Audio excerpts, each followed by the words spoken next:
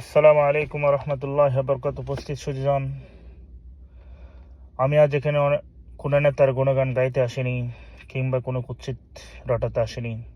আমি এসেছি অপরাজনীতির কথা বলতে, আমি এসেছি আপনাদের জীবনের কথা বলতে, আমি আসছি আজ অপরাজনীতি নিয়ে কথা বলতে। আমরাই প্রায় বলি দেশটা নষ্ট হয়ে গেল, রাজনীতি বড় নোংরা, কিন্তু কখনো ভেবে দেখেছি এই নোংরা রাজনীতি অপরাজনীতি টিকে থাকে কার উপর ভর করে? চিন্তা করেছি কখনো? না। আমাদের অসচেতনের উপর ভর করে তারা আজ অপরাজনীতি টিকে আছে। অপরাজনীতি মানে হলো সাধারণ মানুষের আবেগ ব্যবহার করে ব্যক্তিগত স্বার্থ হাসিল করা। যখন রাজনীতি নামে ভাইয়ে ভাইয়ের বিভেদ তৈরি করা হয়, যখন জনসচেতনের চেয়ে দখলবাজি বড় হয়ে দাঁড়ায়, তখনই সেটা অপরাজনীতি। আর আমরা সাধারণ মানুষ যখন সামান্য বিরিয়ানির প্যাকেট কিংবা কিছু টাকার বিনিময়ে নিজের বিক্রি করি, অথবা আমি তো রাজনীতি বুঝি না বলে চোখ বন্ধ করে থাকি, তখন অপরাজনীতির ডালপানা মেলে সুযোগ পাই আমাদের অসচেতনের কারণে। আমাদের বড় সমস্যা হলো আমাদের প্রশ্ন করতে ভুলে গিয়েছি।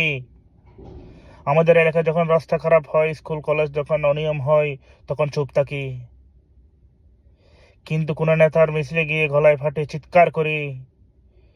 এই অন্ধ অনুগাতেই আমার অপরাজনীতির লালন করে। মনে রাখবেন, রাজনীতি যদি আমাদের জীবন নিয়ন্ত্রণ করে, তবে রাজনীতি নিয়ে সচেতন হওয়া দায়িত্ব আমাদেরই।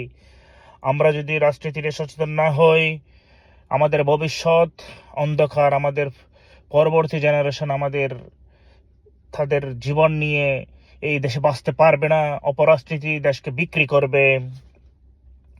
এখন সময় এসেছে সচেতন হওয়ার। আমরা কিভাবে সচেতন হব?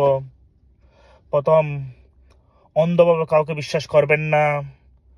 যুক্তি দিয়ে বিচার করে কে কাজের আর কে ক্ষমতার।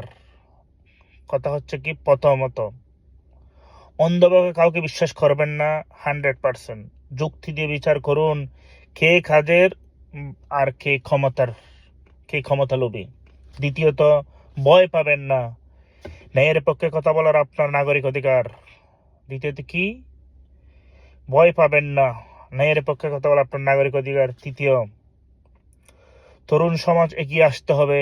আজ এই তরুণরা যদি এগিয়ে না আসে, আমাদের দেশ ধ্বংস হয়ে যাবে। আমাদের দেশ সামনে এগিয়ে যেতে পারবে না।